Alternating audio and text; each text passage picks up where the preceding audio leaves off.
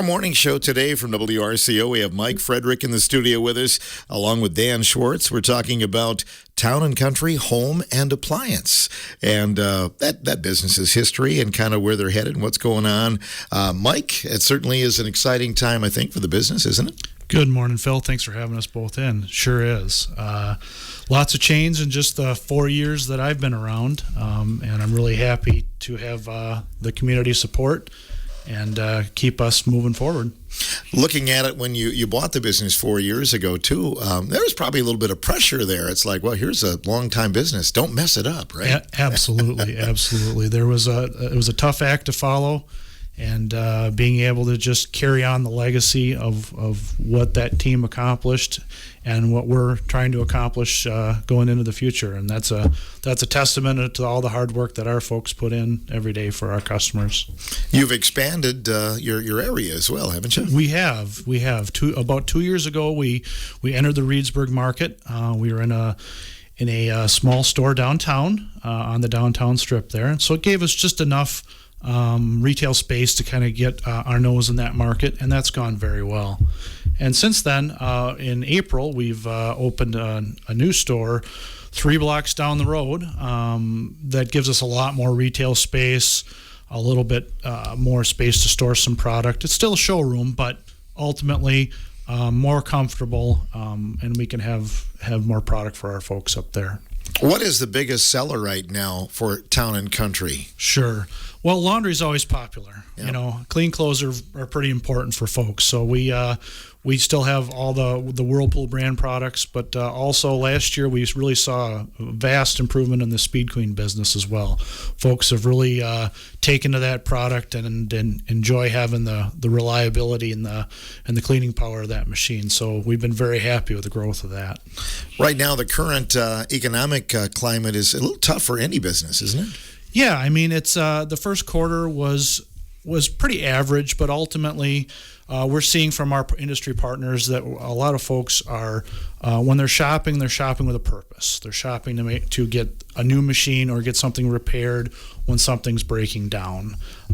We still have remodels and full kitchen builds and houses and things like that, but ultimately we're trying to be prepared for everybody when that unfortunate thing happens, whether that fridge goes out or that wash machine's on the fritz. We want to be prepared to help folks with that trouble. That can be a mess. Your fridge goes out. It can be. It can be a horrible mess. You know, I always recommend backups. If you have any opportunity to have a backup fridge in the garage, even if you don't use it all the time, it's a great place for maybe the fridge you have now to hang out and come get a new one. No doubt about it. Right. And if you can't do the washing, you don't want to take it down to the Pine River and clean it. Those days probably have gone by, and I don't think anybody would appreciate having to do that anymore. So we try our best to get people fixed up as fast as possible. Tell me about your staff at Town and Country. I know you're very proud of that. We are. So in our Richland Center office, we have our office manager, Tony, and we have 2 delivery guys, Tyler and Larry, who are doing a great job. And John has also come on board to add a little help in the warehouse and learn the service trade, along with Michael, who is our main service technician. And we're just really thrilled to have all these folks on board, pulling on the same rope the same way and serving our customers, because that's really what it kind of boils down for us. We have the opportunity to help people every day, and everybody on the team sees it that same way. And then in Reedsburg, we have Patty, our sales associate there. She's really done a lot of the heavy lifting, almost all by herself in that store. So it's a testament to her work ethic and customer service. She is a crowd pleaser, and she does it every day. So we're pretty excited about the future. It's an honor to talk about that, the future, and what's going on, but it's also nice to pay tribute to your past, isn't it? It sure is. It sure is. So Town and Country TV and Appliance has a few years on the sign, and as time has gone on, we've had some different things that have happened in the TV business. Different technologies have come into place, and so one of the things that's coming forward, as you said in the intro, we're going to be tweaking our name just a little bit to Town and Country Home Appliance. We'll be putting our focus on the appliance business and adding some new categories. and with that, we'll be phasing out the TV and antenna service as well. And there's a gentleman in studio here that's been a big part of that for many years. You're going to let him retire, it sounds like. Yeah, it's under protest, but if I know Dan, he's planning on staying plenty busy out there, maybe working on his own stuff a little bit now. Yeah, we probably got some junk around the radio station here he can work on. So, hey, Dan, good to have you in the studio today. Yes, sir. So, 1972, take us back to the start of your family's business. Oh, well, my two brothers were Mike and Leo. They were the starters of it. And, back then it was just the old picture tube TVs and tube sets. And from there, and even you had the old cassette players, 8-tracks. And as time went on, from TVs, then we took on the satellite line back in I'd probably be the late 70s, early 80s. It was the old C-band dishes. We did over a couple thousand of them back then. And from there, let's see here, we went from there, then you went to the flat screen TVs, and there's a lot of changes over the years. From changing tubes, nowadays you throw a set away when something goes wrong with it. Some of those TVs were so large back in the day, the cabinets, and I'm sure you stuck your head into many of them there, didn't you? Took 2 men and a horse to move some of them back then. They're big. And, but yeah, no, it come a long ways from what it used to be. It's, I'm just trying to think here, the money-wise, back then, you paid $800-900 for a little 25-inch TV, and today you can get a 75-inch for that price. I know. That's the thing that I was thinking about is so many other things have gone sky high. In comparison, TV is one of the few things that actually has come down from what it was originally. Come down and improved a lot. And now they're all smart TVs too, and from back then, just an old analog signal, and nowadays everything's digital, which is much better.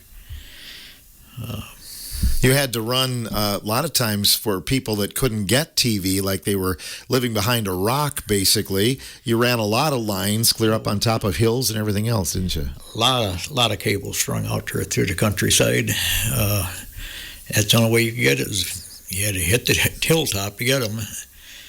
And back then, you spent a good $1,000, $1,500. Of course, nowadays that doesn't seem that much, but back then that was a lot. And but TV was free after that. But the lightning storms, it was not really free. You paid every year to have boosters put on because the lightning would take them out. And you had to have VHF and UHF antennas. Back then, yep. And, of course, Channel 3 is the only one that's running VHF today yet. Otherwise, everything's UHF. But it's kind of come around full circle because there are more over-the-air channels again than there used to be, right? Yeah. Back then, you had maybe a half dozen channels. Nowadays, you get about 35 because it's with the digital. You may get like 5-6 channels on each frequency. And it gives you a little more variety. But nowadays, people still want at least 100 channels. So usually you stream, plus you have the antenna. Usually you have both. And because they kind of break it all up, ESPN and that, you got to pay for it, and so forth. There's still nothing on TV, it seems like, even after. Yeah, even though, yeah. You got to search. Tell me about when satellite dishes first came in for Town and Country. Oh, that's back, I'd say at least about 79, I think it was. And the first ones, we started out, that's with the old hand crank on them. Usually you just put them on one satellite, and later on they came up with an actuator that you could actually turn the dish. And then back then you probably got 75 channels to start out with, and later on you're in the hundreds, then you're into 1,000 channels. But it all started out free. That didn't last long. No, it did not. No, and then then they encrypted it all, and then you had to pay for your programming, and which wasn't really bad back then compared to today. Usually today you're going to pay at least $80 a month for a package. Back then you can get by $15-20 a month, and you usually get enough to watch. But yeah. Do you remember the first, because these were big dishes, who bought the first one that you sold? Well, the old Richland County banker, Marty Paus, he was the first one to buy one. And then back then you didn't cement the pole in, you built a deck, and then you mounted it onto the deck, and then you had to get it lined up just so. And the first one we went out the line, it took us a good hour or two to get it so you can get it to track and get all the satellites. You got to get the back end of it set up due north, and it was just a trial and error. You set up a TV outside, and you tweaked it in that way. You didn't have meters or nothing when they first came out. You went by the picture. Within a year, they had meters, and it made it a whole lot easier to tweak them. But it come a long ways from back then to now. They were expensive initially, weren't they, Dan? Yeah, back then they were at least they're close to $5,000 when they first came out, and as time went on, they kept coming down in price, and at the end they're down to I don't know, about $1,500 or so. But that's like anything. They first come out, you pay for it. But TV was all free after you bought it, though. Yes, it was all free at first. Like I said, then within a couple of years, they knew there was a market there, and they went after it. Yeah. Among the first VCRs, too, I remember how difficult those things were to tune when you first bought them, because you had to tune it to every channel, didn't you? Yep, and they were actually the same price of a TV. You paid about $800 for a VCR back then. And then after the VHS, and Beta came along, and but then later on, Beta got phased out, and the VHF hung on there for a while, and then the DVDs came into play. I also remember Town and Country. Even prior to that, you had the big picture discs. That was kind of big technology in the late 70s, too, wasn't it? Yep. It didn't last long. It lasted, I don't know, within 5 years, that kind of seemed like that phased out. And, but yes, that was, actually they had the cassettes, and then they had the disc. Yeah, I'm trying to think back when all that stuff happened. That's been a few years back. But, kudos to you and the staff at Town and Country, because you had to always kind of be up on all that technology and troubleshoot, too, didn't you? Oh, yeah. You stayed with it. As long as you stay with it, you're okay. But if you're somebody new coming in, you had to learn a lot. And I can actually grab an old C-band dish, and I could probably tune it in no time. I bet you could. You still have worked on a few of those things through the years. I know that, I don't know how many people still fix their TVs. I still was playing with TVs up to the end here yet, but it's nothing like it used to be. Most people, they have a problem with it. If they said the set is over 5 years old, it's time for a new one. The technology keeps changing so fast. They outdate so quick. Even today, when you buy a new TV, they'll put it right out there for 5 years. They'll keep the technology up. After 5 years, you're on your own. It will phase itself out. And that's usually what happens. Most sets will last 5 years, usually, no problem. But everybody wants the latest technology. It's just just the way it is. I was thinking too, how many homes you have been in Southwest Wisconsin? Oh boy, it's got to be incredible. It's be in the thousands. I bet. I mean, it's because just the dishes alone, the big ones I put in over a couple thousand. So and homes been in. Yeah, it's quite a few. I bet. But then you also worked on lots of washers and fridges and everything else, didn't you? Yeah, we were into about everything. We had our hands into it all. Help deliver and set up TVs, antennas, you name it, surround sounds. I guess we done it all. I think you did. I remember, and we didn't get rid of this TV too many years ago, but it was early 2000s, and it was a gray TV that came with its own base. And you talked about having some good men to move it. You needed about 2 or 3 good men to even lift that thing. Some of them, yes, you did. They were heavy, and especially when they put them down in the basement and trying to get them back out. I bet you went up and down some basement stairs over the years that were a little bit suspect, didn't you? Oh, yeah. Well, even 36-inch Sonys back then, they were over about 240 pounds. I mean, it's time you got them out to your truck, your fingers were pretty numb. So you're phasing it down then. You're going to be officially calling it quits then, Dan. Yep, we're going to pull the plug on it. But at least nowadays you can get a 75-inch TV that probably only weighs 60, 70 pounds.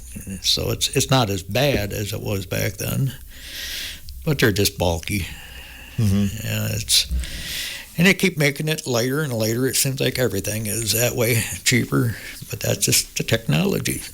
I'll tell you what, a smart TV, I think I may be too dumb to program it because there's things that I don't understand what to do. I just know on and off. Yeah. Yeah, the main thing, just getting the Wi-Fi connected to it. After that, it's just trial and error to start playing with it. It comes around. Yeah. I could say if my wife can do it, anybody can do it. Good conversation. Well, happy retirement there with that comment, Dan. Yeah, exactly. Probably more than Town and Country after that return. When's your last day, Dan? Oh, I had a little mishap here it's been about 8 weeks ago. A ladder slipped out from under me and broke about 8 ribs there. And that kind of made you think twice on some things. But that gave me 6 weeks off to sit there and think about it. And still kind of recovering yet, but it's coming around, getting back to myself again. But that made you do a little thinking. Maybe it was time. I didn't fall off the ladder. The ladder flipped me off. It slid out from the bottom. Oh, sure. And of course, I ended up on my back. I couldn't catch myself. It wasn't that high. It's maybe 9 feet, but 9 feet falling on a solid ladder, that hurt. Yeah, absolutely. I've been there and done that. That's for sure. Mike, you've been listening to our conversation. Anything you want to chime in with here? Yeah. It makes you think when that happens. It was a honor and privilege to have you on our team, Danny, and to begin with, when I first started, I took everybody aside and we sat in what we call the sales room. It was literally where all the sales junk was at, right? And so I just wanted to talk to the new folks that I was going to be managing, and so I sat with everybody and Danny, and I said, it sounds like you're the guy holding the whole place up around here, from soup to nuts. I don't think I can make this go without you. And it was a very simple, short conversation. I'm up for it. And that's the way Danny's been for everything. So very bittersweet. He and I have known where the TV and antenna business were going for quite some time. It was just a matter of, when the right moment was, and that was my aim to support him doing that work, both for him and a lot of our customers that are out there. But it became time, so certainly not farewell, but we'll see you around. And I can't appreciate you anymore. And I know all of your colleagues from over the years feel the very same way. And I'll let everybody know that they should be on the lookout for a little get-together we're going to have for Dan sometime in July that we'll get the date out for and the details that we'd love to have you stop by and say hi. You're going to have him on speed dial just in case you have a question? Well, that's true. That's for sure. Ultimately, you can give us a ring over at the shop, and we know some other folks that are doing some antenna work and some troubleshooting. So if you do get in a bind, there's a few resources out there. So you'll be ready, Dan. I'll be ready. Okay.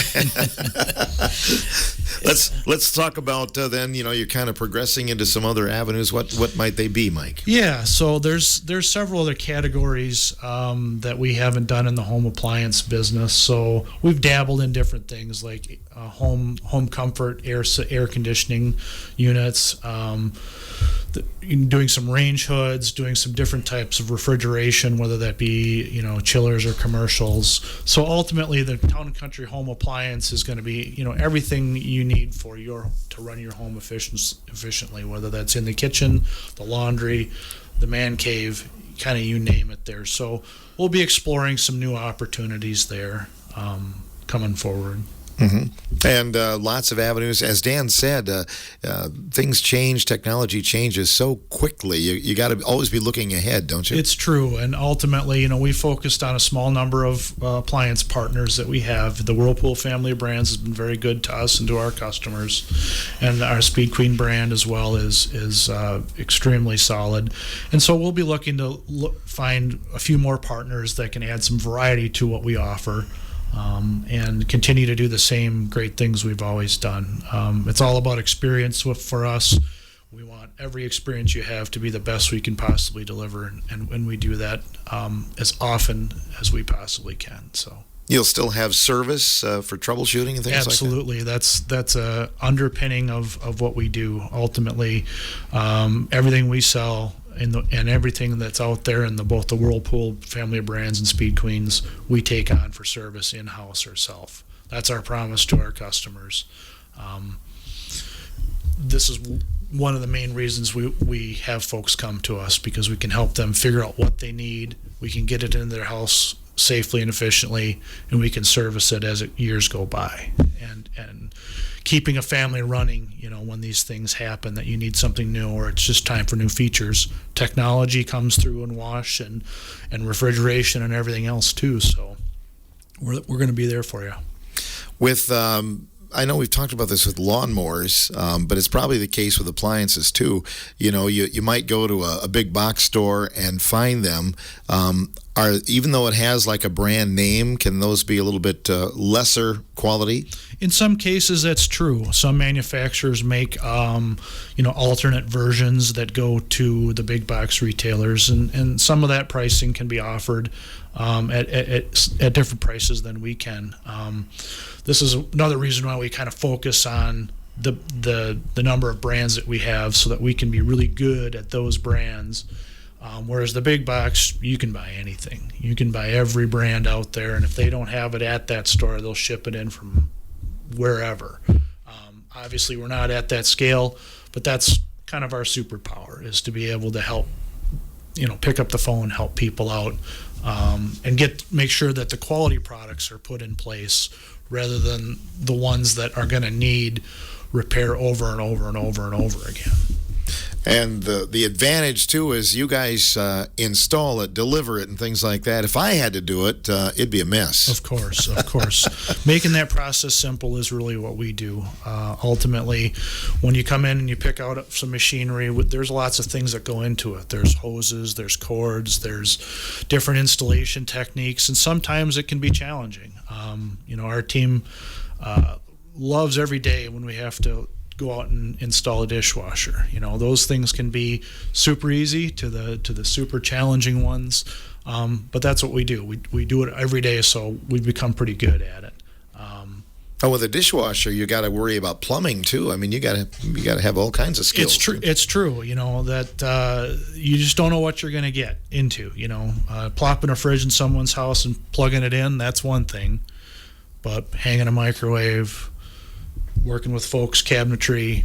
Every day is a different challenge, and that's what's interesting about the delivery job is that you can really exercise your brain a little bit trying to figure out how to solve things. We do it every day. Well, as I always say too, you go to the big box store, they're not going to sponsor your kids' ball team or your T-shirt nights and things like that.